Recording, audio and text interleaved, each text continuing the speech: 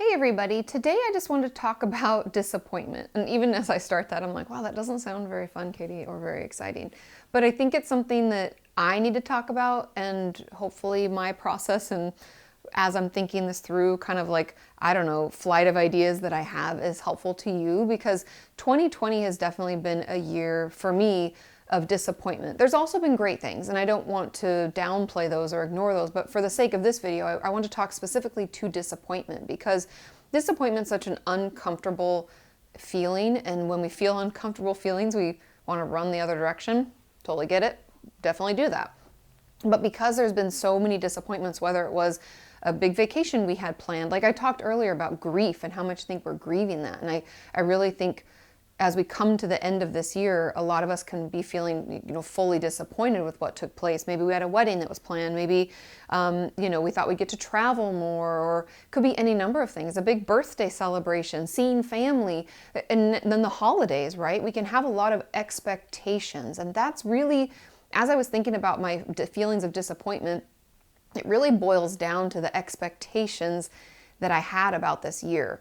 And the problem with this is the fact that we had no control over the pandemic and what happened, and it can be really depressing and really difficult to deal with.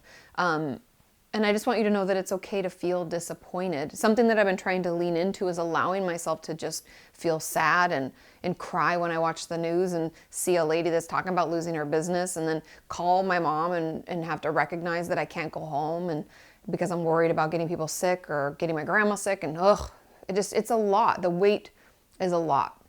And so I want you to know that it is okay to feel disappointed. I think it's even healthy for us to kind of take stock of the things that we thought were going to happen and what happened. And again, we're grieving. I know I've talked a lot about this year, but I feel like 2020 is the year of grief, is grieving the difference between those things, right? What we thought and what actually took place. And taking stock of a year can be helpful in that way. And it can also give us space for the sadness and the upset and the disappointment that we feel. Because we all know, and I talk about this all the time, is like if we're going to stuff something down or we're going to pretend that we don't feel that way, it only erupts in other ways. Like I'm seeing it happening out in Los Angeles right now, where people are cutting people off and shouting, and even online we see it in troll accounts and bullying, and people create horrible content just to put other people down. And I really think that speaks to just the upset we're feeling ourselves and the anger that we have with this disappointment, right? Expectations versus reality. And that can be it can be a tough pill to swallow. And so know that it's okay to feel it. And the more time we offer ourselves to feel it, I think the better off we will be. However, as the therapist in me, something I've been trying to manage myself is I can't be disappointed all day. I can't feel like shit and feel defeated all the time, because then I couldn't get the things I need to get done every day. I couldn't film this video. I couldn't interact with my friends or family, and I'll just feel bad, right? Unmotivated. And so set aside some time to do it.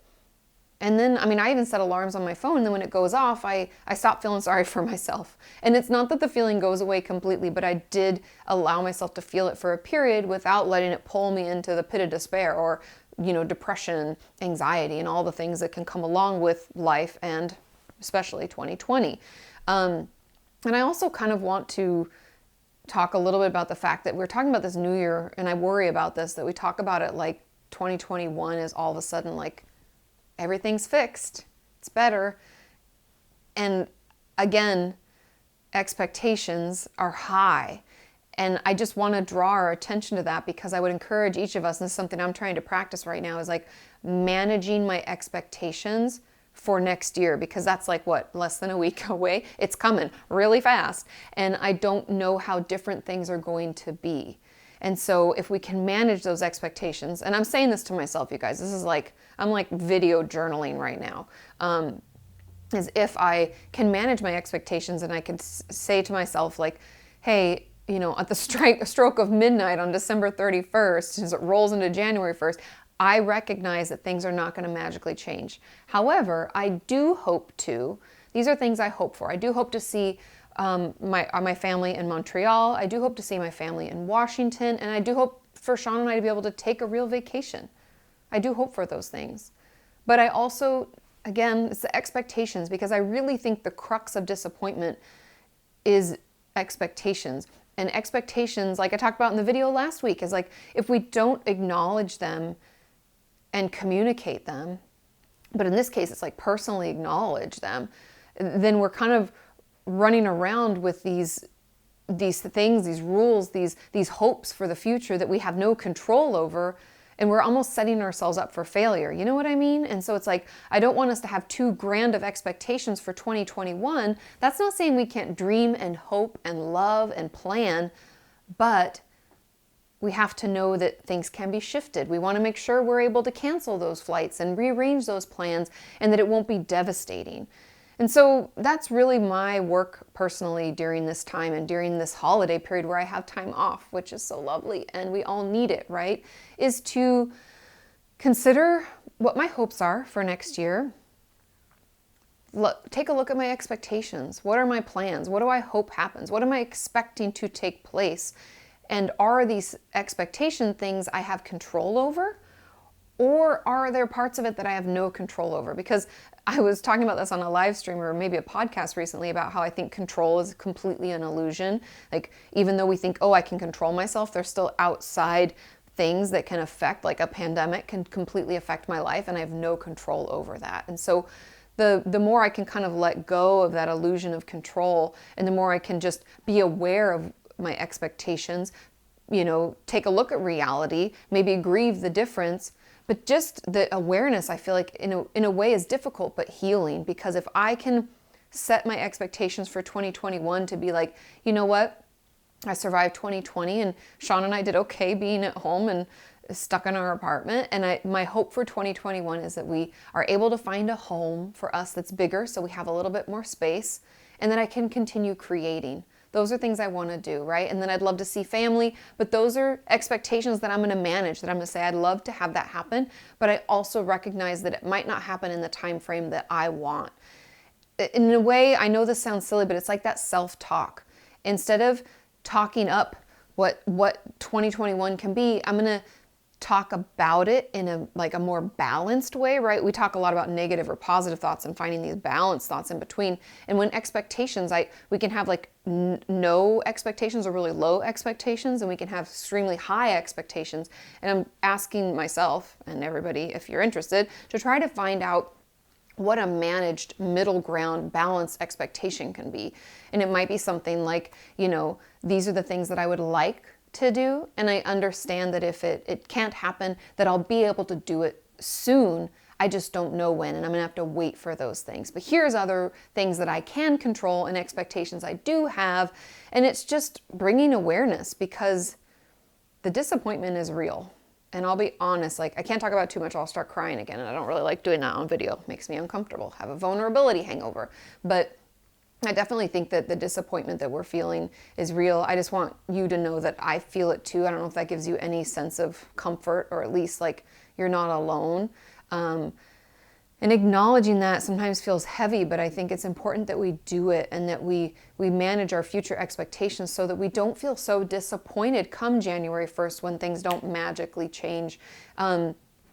So yeah, I'm trying to pay attention to that and not and here's another, I guess the last thing I'll talk about is like, I don't want to let disappointment make decisions for me. Because I've heard that from a lot of viewers, a lot of family members, is that, but I miss you and I'm sad and this year was so hard, I'd really love to see you. And we can use guilt and disappointment as ways to make decisions in our life. And that's not the way I want to run my life. I don't want to make decisions out of that kind of thought process. I can, and I know this sounds really crazy, but we can hold and feel disappointed and sad and still do the thing that we're doing that maybe we feel is causing that. And I know that sounds like crazy making, but right now, disappointment is just palpable. And the more we try to avoid it and run from it by, making other decisions or trying to control something else, like I've heard from a lot of you that the urge to control other things in our life is like really intense right now. Instead of trying to do that and distracting myself with it, what if I just feel disappointed, acknowledge it for what it is, let myself feel it, still do the thing that I know I need to do for safety and for myself and the health of my family. And everybody's decision is going to be different, but I'm going to make that decision And that doesn't mean that I can't feel disappointed, because, sometimes don't you feel like no matter what you do, you're disappointed? Like, it's sad and depressing for Sean and I to be spending the holidays here, just the two of us. Not that I don't love him, but it's like we usually see family. We usually interact with people, and that's part of what fills me up. It's like that breath in and that time out away from our house where I don't feel the urge to do more work. And I can feel sad and disappointed about that. But it's also, it could be really sad and scary and disappointing if we went into a situation and put others that we love in danger. And so it's almost like either way, it's like damned if we do, damned if we don't.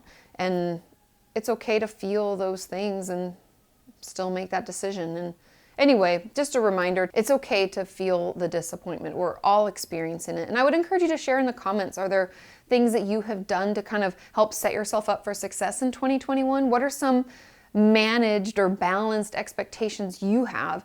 I know that's the work that I'm going to be doing, and I would encourage you to just check in on yourself and do that as well, so that we are set up for success, so that we can roll into 2021 hopeful with good thoughts, good excitement, and things that we know can happen. And then some of those balanced, managed expectations for things that we hope would happen, recognizing that there are things out of our control. Let us know. I'm very curious, and I hope this was helpful. It's something I've been struggling with and something that I'm feeling a lot of, and I thought maybe if I shared it with you, they always say like it's like a worry shared is halved. And so hopefully you feel like maybe it's halved for you too. Have a wonderful and happy new year. 2021 is going to be wonderful. I just want us all to feel wonderful about it, even if it doesn't quite go as planned, because we all know, what's the saying? It's like we make plans and God laughs. So we want to make some well-managed plans and things that are reasonable so that we can feel good about it and feel good about this new year. I love you all. Happy New Year. I hope you get to spend some time with some people you care about, even if it's Zooming or FaceTiming. Get that connection. Don't forget to shake it out if you're feeling really stressed. That always helps too. But I will see you in 2021. Bye.